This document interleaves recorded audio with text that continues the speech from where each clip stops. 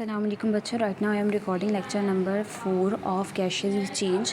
भाई देखो टॉपिक्स आगे पीछे हो रहेंगे लेकिन है उसी चैप्टर का टॉपिक जो कि गैसेस एक्सचेंज चैप्टर नंबर 14 है। ठीक है, तो रेस्पिरेटरी पिगमेंट्स क्या होते हैं? बेसिकली सबसे पहले हम समझते हैं पिगमेंट्स क्या होते हैं। पिगमेंट्स होते हैं कलर्ड कंपाउंड। जैसे कि प्लांट्स अगर ग्रीन नज़र आते हैं तो उनके पास एक पिगमेंट होता है विच इज़ क्लोरोफिल, जो ग्रीन कलर प्रोवाइड करता है उनको। ठीक है, तो बिल्कुल वैसे ही रेस्पिरेटरी पिगमेंट्स वो पिगमेंट्स होते हैं, ऐसे कलर्ड कंपाउंड होते हैं जो कि रेस्पिरेशन के प्रोसेस में इन्वॉल्व होते हैं। The pigments involve in the process of respiration are called respiratory pigments.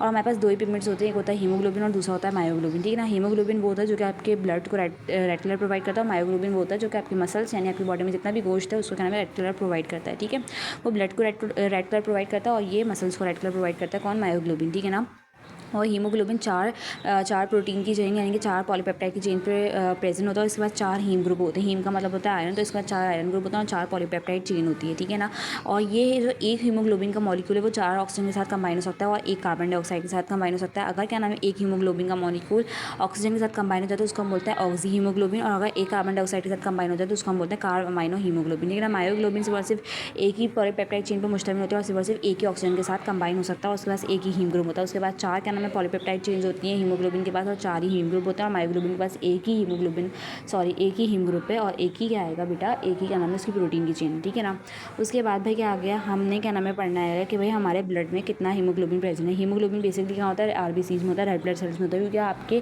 Blood को इसको रेड कलर प्रोवाइड करें तो ये आपके आरबीसीज में होता है हीमोग्लोबिन। ठीक है ना, तो मैंने आपको क्या बताया, ये आपका सपोज करो हमने अपनी बॉडी का 100 ml ब्लड ले लिया। ठीक है, कितना ले लिया? 100 ml ब्लड ले लिया। ठीक है, तो भाई हीमोग्लोबिन होगा। ठीक है, अब ये सवाल ये उठता है कि हीमोग्लोबिन आरबीसीज में प्रेजेंट होगा। मैंने क्या कहा 100 ml ब्लड है, उसमें हीमोग्लोबिन होगा जाहिर सी बात है रेड ब्लड सेल्स में, तो अब वो कितनी ऑक्सीजन एब्जॉर्ब करेगा? तो भाई वो 19.6 मिलीलीटर ऑक्सीजन एब्जॉर्ब करेगा। इतना इंपॉर्टेंट नहीं है आपके लिए, बस समझ लो और आगे बढ़ जाओ। ठीक है, याद बात करने की ज़रूरत नहीं है। अच्छा भाई, अब हीमोग्लोबिन की बात हो गई, मायोग्लोबिन की बात हो गई, आपको समझ में आ गया हीमोग्लोबिन क्या आएगा। भाई ये एक ऐसा क्या नाम है पिगमेंट है, एक ऐसा कलर्ड कंपाउंड है जो कि क्या नाम है रेस्पिरेशन के प्रोसेस में इन्वॉल्व होता है।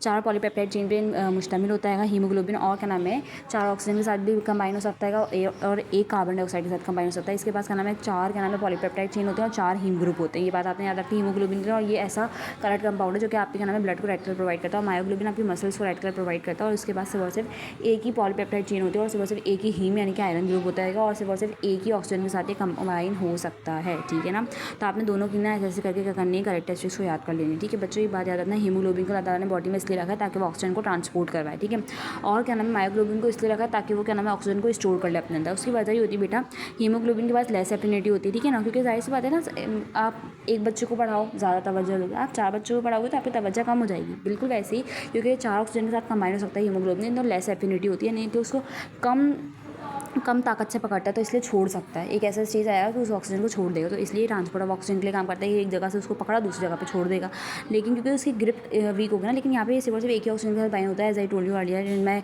Previous slide. तो मायोग्लोबिन सिर्फ एक ही ऑक्सीजन के मॉलिक्यूल के साथ बाइंड होता है, तो इसलिए क्या नाम है इसकी मोर एफिनिटी होती है और ये ऑक्सीजन को छोड़ेगा ही नहीं। इसकी ग्रिप इतनी स्ट्रॉन्ग है, छोड़ेगा नहीं, तो ये स्टोरेज ऑफ ऑक्सीजन का काम करता है। बात समझ में आ गई? अब मैंने आपको ये तो बता दिया कि जो हीमोग्लोबिन है हमारा जो रेस्पिरेटरी पिगमेंट है हीमोग्लोबिन, वो ऑक्सीजन के साथ भी बाइंड होता है और कार्बन डाइऑक्साइड, चार ऑक्सीजन के साथ बाइंड होता है और एक कार्बन डाइऑक्साइड के साथ बाइंड होता है। ठीक है, अब मैंने आपको ये बताया कि भाई जो एक हीमोग्लोबिन का मॉलिक्यूल है वो चार ऑक्सीजन के साथ बाइंड हो सकता है, और जब चार ऑक्सीजन के साथ बाइंड हो जाएगा तो उसको हम क्या बोलते हैं ऑक्स हीमोग्लोबिन। ठीक है ना, और जब कार्बन डाइऑक्साइड के साथ बाइंड होता है तो उसको हम क्या बोलते हैं कार्ब अमाइन क्या बोलते हैं कार्ब अमाइनो हीमोग्लोबिन। और अगर ऑक्सीजन के साथ बाइंड होता है तो उसको हम क्या बोलते हैं, उसको हम बोलते हैं ऑक्सी हीमोग्लोबिन। ठीक है ना, ऑक्सी हीमोग्लोबिन और कार्ब अमाइन हीमोग्लोबिन। ठीक है, अच्छा भाई, तो भाई क्या नाम है ऑक्सीजन के साथ बाइंड होता है नॉन प्रोटीन पार्ट से, जो कि हीम होता है। आयरन पार्ट होता है वो नॉन प्रोटीन पार्ट होता है। ठीक है ना, हीम वाले से क्या नाम है ऑक्सीजन से बाइंड होता है और कार्बन डाइऑक्साइड से प्रोटीन वाले पार्ट से क्या नाम है ये कंबाइन होता है। बात समझ में आ गई? ठीक है, अब हम आते हैं रेस्पिरेटरी फंक्शन के ऊपर। तो भाई जो आपका रेस्पिरेटरी सिस्टम है वो अल्लाह ताला ने क्यों रखा है आपकी बॉडी में? वेंटिलेशन के लिए। ठीक है ना, वेंटिलेशन का मतलब क्या होता है कि क्या नाम है एयर एटमॉस्फेयर से आपके लंग्स में और फिर लंग्स से वापसी एटमॉस्फेयर में चल जाए, उसको हम बोलते हैं वेंटिलेशन। तो वेंटिलेशन इसका पहला फंक्शन है। ऑक्सीजन सप्लाई जाहिर सी बात है, हवा जब बॉडी में आ रही है तो हवा is a mixture of gases, तो ऑक्सीजन भी आई जाएगी, तो ऑक्सीजन सप्लाई करता है आपका रेस्पिरेटरी सिस्टम आपको। ठीक है ना, कार्बन डाइऑक्साइड को रिमूव करता है जो क्या होता है रेस्पिरेशन का बाय प्रोडक्ट होता है। ठीक है, जो कि रेस्पिरेशन का बाय प्रोडक्ट होता है। आपको पता है रेस्पिरेशन क्या होता है? ब्रेक डाउन ऑफ फूड या ऑक्सीडाइजेशन ऑफ फूड। ठीक है ना, आपका फूड ऑक्सीडाइज होता है, आपका फूड टूटता है in the presence of oxygen और either in the absence of oxygen, ठीक है ना। दोनों केस में क्या नाम है आपका फूड टूटता है, और वो फूड कौन सा होता है, ग्लूकोज होता है। ग्लूकोज को इसलिए हम क्या नाम है रेस्पिरेटरी फ्यूल भी बोलते हैं, क्या बोलते हैं, रेस्पिरेटरी फ्यूल भी बोलते हैं, और प्राइमरी फूड भी बोलते हैं। ग्लूकोज टूटता है, ठीक है ना। तो कार्बन डाइऑक्साइड एज आ क्या नाम है बाई प्रोडक्ट क्या नाम है बनता है ड्यूरिंग रेस्पिरेशन, ठीक है। उसके बाद क्या हो गया गैसेस एक्सचेंज। गैसेस एक्सचेंज होता है, ऑक्सीजन इनहेल करते हैं, कार्बन डाइऑक्साइड एक्सहेल करते हैं। ह्यूमिडिफायर का मतलब ये है कि आपकी एयर क्या नाम है ह्यूमिडिफाई भी होती है, यानी कि क्या नाम है नमी भी आ जाती है उसमें, और क्या नाम है वार्म भी हो जाती है। यानी आपका रेस्पिरेटरी सिस्टम आपकी एयर को जो आपकी एयर अंदर एंटर होती है वो ह्यूमिडिफाई भी होती है, यानी थोड़ी सी उसमें नमी आ जाती है। नमी क्यों आ जाती है, जो आपको पता है आपकी क्या नाम है नेजल कैविटी में क्या होता है म्यूकस होता है। नेजल कैविटी में क्या होता है म्यूकस होता है। म्यूकस क्या करता है आपके एयर को क्या कर देता है ह्यूमिडिफाई कर देता है, ठीक है। तो आपका जो रेस्पिरेटरी सिस्टम है, ठीक है ना, जो उसके कंपोनेंट्स हैं उनमें से जो एक आ जाता है नेजल कैविटी, जहाँ पे म्यूकस प्रेजेंट होता है, ठीक है ना। म्यूकस क्या होता है स्लिपरी लिक्विड होता है, क्या होता है स्लिपरी लिक्विड होता है, जो क्या नाम है आपकी हवा को थोड़ी सी नमी दे देता है, थोड़ी सी क्या नाम है चिपचिपी सी बना देता है हवा को, ठीक है ना। सही है। और क्या नाम है आपकी हवा को वार्म भी कर देता है, ठीक है ना। वार्म कौन करता है, ब्लड वेसल्स होते हैं नेजल कैविटी में, ब्लड वेसल्स होते हैं जो कि आपकी हवा को क्या कर देती है वार्म कर देती है। शॉर्टली ये फंक्शन था, ठीक है। अब रेस्पिरेटरी सरफेस क्या होती है भाई, वो एरिया जहाँ पे गैसेस एक्सचेंज होता है, यानी ऑक्सीजन को हम अंदर लेते हैं, कार्बन डाइऑक्साइड को बाहर निकालते हैं, उसको हम बोलते हैं रेस्पिरेटरी सरफेस। और ह्यूमन में रेस्पिरेटरी सरफेस होती है एल्वियोलाई, ठीक है। हमने रेस्पिरेटरी सरफेस की प्रॉपर्टीज़ क्या नाम है ऐसे भी पढ़ ली थी नॉर्मली, जो हमने क्या नाम है पीडीएफ की फॉर्म में, अब ऐसे भी पढ़ लेते हैं। मस्ट भी थिन, यानी कि क्या नाम है बहुत ही क्या नाम है उसकी जो शीट होनी चाहिए वो बहुत ज़्यादा थिन होनी चाहिए, ठीक है, बहुत हल्की होनी चाहिए, ठीक है। 1 मिलीमीटर या इससे भी कम, 1 मिलीमीटर या फिर इससे भी कम, ठीक है ना। मस्ट भी मॉइस्ट, यानी कि गीली होनी चाहिए। गीली नहीं होगी तो उसके ऊपर क्रैक पड़ जाएगा, वो फट जाएगी, ठीक है ना। परमीबल का मतलब ये कि वो परमिशन दे, अलाउ करे, क्या नाम है उससे क्या नाम है गैसेस पास हो सकती हम, ठीक है ना। सिग्निफिकेंट ब्लड सप्लाई, यानी कि न्यूमरस ब्लड सप्लाई हो, ठीक है ना। न्यूमरस ब्लड कैपिलरीज होंगे तो ब्लड सप्लाई भी क्या होगी अच्छी होगी, ठीक है ना। लार्ज सरफेस एरिया भी ज़्यादा होना चाहिए, क्योंकि अगर सरफेस एरिया ज़्यादा तो गैसेस एक्सचेंज ज़्यादा होने का मतलब है कि ऑक्सीजन ज़्यादा अंदर आएगी और कार्बन डाइऑक्साइड ज़्यादा बाहर जाएगी, ठीक है। और लार्ज डिफ्यूजन ग्रेडियंट का मतलब होता है बेटा, लार्ज डिफ्यूजन ग्रेडियंट एक बहुत लंबा कॉन्सेप्ट है। जब एमकेट की तैयारी करना तो समझ लेना, बस ये समझ लो कि डिफ्यूजन ग्रेडियंट भी ज़्यादा ही होना चाहिए, सही है ना। डिफ्यूजन ग्रेडियंट भी क्या होना चाहिए, ज़्यादा होना चाहिए, ठीक है बेटा। ये सारी जो इतनी लंबी कैलकुलेशन है ना बेटा, ये डिफ्यूजन ग्रेडियंट के लिए की थी मैंने, लेकिन मैंने अब आपको ये फैसला करके बता दिया कि ये ज़रूरी नहीं है समझना। मैंने भी एमकेट की तैयारी करते हुए समझाएगा, वैसे नहीं समझा था, ठीक है। जब थ्योरेटिकल एग्जाम की प्रिपरेशन करी थी तो नहीं समझा था।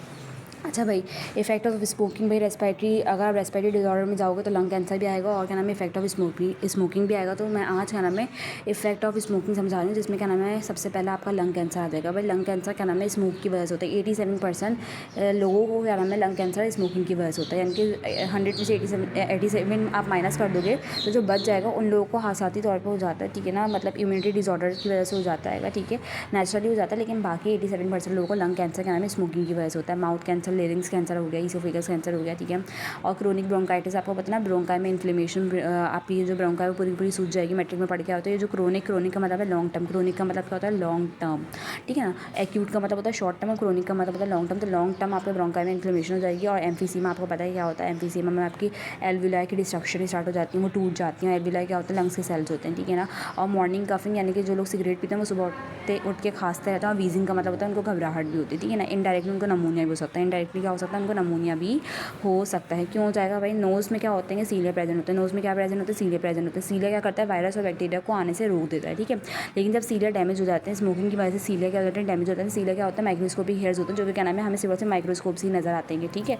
अच्छा भाई, सीलिया माइक्रोस्कोपिक हेयर्स होते हैं, अगर क्या नाम है वो इनकी एंट्री को रोक देते हैं, इन पैथोजेंस की एंट्री को रोक देते हैं। पैथोजेंस क्या होते हैं जो कि डिजीज़ कॉज करते हैं ना, ऐसे एजेंट्स को बोलते हैं पैथोजेंस। शॉर्टली वायरस और बैक्टीरिया एंटर हो जाएंगे, लंग्स तक के पहुंच जाएंगे और नमूनिया कॉज कर देंगे। एस्थमा और एलर्जी भी हो जाते हैं, और वार्ड से मतलब बहुत खतरनाक वाले हो जाते हैं, ठीक है।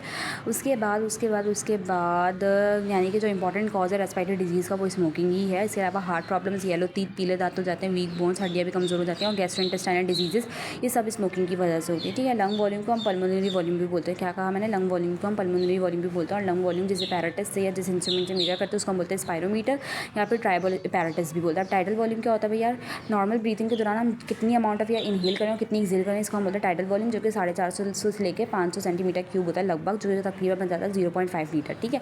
अच्छा भाई, अब क्या नाम है ये जो आपके पास बहुत सारी टर्म्स आएंगे, सबको मैं एक साथ डिस्कस कर रही हूँ, ठीक है ना। अब ये इंस्पायरेटरी रिजर्व वॉल्यूम क्या होता है, जो कि 2000 ml होता है सिंध बोर्ड के मुताबिक, जो कि क्या होता है amount of air inhale during depth breath. जब हम गहरी सांस लेते हैं तो जितनी हम हवा क्या नाम है अंदर लेते हैं ना, उस अमाउंट ऑफ एयर के वॉल्यूम को हम क्या बोलते हैं इंस्पायरेटरी रिजर्व वॉल्यूम, ठीक है ना, जो कि 2000 ml है अकॉर्डिंग टू सिंध बोर्ड। और क्या नाम है अगर आप फेडरल बोर्ड की बात करो तो उसके मुताबिक 3000 ml है, ठीक है। और अगर लीटर की बात करो तो 3 लीटर, ठीक है ना। और अगर 3000 से 4000 लीटर का नाम है Bolan university of health sciences में आया हुआ है, जो क्या नाम है बलूचिस्तान की यूनिवर्सिटी है। इनके हर बुक में अलग अलग वैल्यू। तो हम तो सिंध बोर्ड के बच्चे, तो आपने बस इतना याद रखना है कि जो हमारा इंस्पायरेटरी रिजर्व वॉल्यूम है MCQ में आ सकता है, वो कितना होता है 2 लीटर या फिर 2000 ml, ठीक है ना। अगर ml की बात करो तो 2000, और अगर लीटर में बात करो तो 2 लीटर, ठीक है। एक्सपायरेटरी रिजर्व वॉल्यूम उल्टा करता है अमाउंट ऑफ एयर जो कि हम एक्सेल करते हैं ड्यूरिंग डेप पीरियड, ठीक है। उसके बाद भाई रेजिडुअल वॉल्यूम क्या होता है? भाई रेजिडुअल वॉल्यूम यानी यार इतना अमाउंट ऑफ एयर जो कि हमेशा लंग में होना चाहिए, ठीक है। हमेशा हर केस में वो होता है 1 लीटर। हमारे लंग में हमेशा 1 लीटर हवा होती है, हमेशा। रेजिडुअल का मतलब होता है रिहायशी, यानी कि हमेशा वो हवा रहती है, हमेशा। वो कितनी होती है? 1 लीटर। कितनी होती है? 1 लीटर। और अगर ml की बात करो तो 1000 ml, ठीक है। IRV का मतलब होता है जब हम इंस्पायरेटरी रिजर्व वॉल्यूम को मिला देते हैं टाइडल वॉल्यूम के अंदर, ठीक है ना। टाइडल वॉल्यूम होता है ना, टाइडल वॉल्यूम समझाया था, तो वो क्या बन जाता है? इंस्पायरेटरी कैपेसिटी बन जाता है। क्या बन जाता है? इंस्पायरेटरी कैपेसिटी बन जाता है। और जब हम एक्सपायरेटरी रिजर्व वॉल्यूम को क्या नाम है रेजिडुअल वॉल्यूम में मिला देते हैं, तो वो क्या बन जाता है? वो बन जाता है फंक्शनल रेजिडुअल कैपेसिटी। क्या बन जाता है? Functional residual capacity. सही है भाई। रेजिडुअल वॉल्यूम मैंने आपको समझा दिया। और वाइटल कैपेसिटी समझा देती हूँ। क्या समझा देती हूँ भाई? Vital capacity amount of air inhaled and exhaled maximum during deep period. जब गहरी सांस लें तो अमाउंट ऑफ एयर हम कितनी मैक्सिमम अप्रॉक्सीमेटली कितनी इनहेल करें, कितनी एक्सहेल करें, उसको हम क्या बोलते हैं भाई? वाइटल कैपेसिटी, जो कि क्या नाम है 5000 ml है। कितनी? 5000 ml, ठीक है। तो यानी वाइटल कैपेसिटी किसके बराबर हो गई? वाइटल कैपेसिटी बराबर हो गई भाई inspiratory capacity plus expiratory reserve volume, ठीक है ना, जो कि क्या नाम है आपके सिंध बोर्ड के मुताबिक 5 लीटर है। कितना है? वाइटल कैपेसिटी कितनी है लंग की? वाइटल कैपेसिटी है लंग की 5 लीटर। कितनी है वाइटल कैपेसिटी लंग की? 5 लीटर, ठीक है। बस ये ख़त्म हो गया। ये हमारे गैसियस एक्सचेंज का चैप्टर ख़त्म नहीं हुआ, मोस्ट टॉपिक्स इसके कवर हो गए, ठीक है।